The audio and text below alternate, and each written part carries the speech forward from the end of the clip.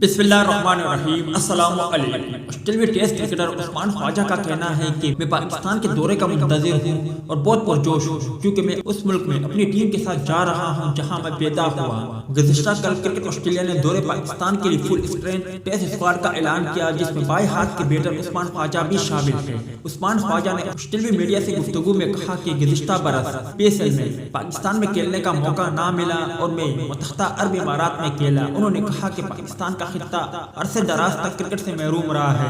उन्होंने मजीद कहा कि पाकिस्तान क्रिकेट से मोहब्बत करने वाला मुल्क है। बड़े सगीर में क्रिकेट का बहुत सख्त मुकाबला होता है। मेरे वालिद शुरू से क्रिकेट को देखते हैं, उन्हें क्रिकेट का बहुत शौक है। अब मुझे पाकिस्तान जाकर वहाँ खेलकर बहुत अच्छा लगेगा। मैं क्रिकेट को एंजॉय करूंगा।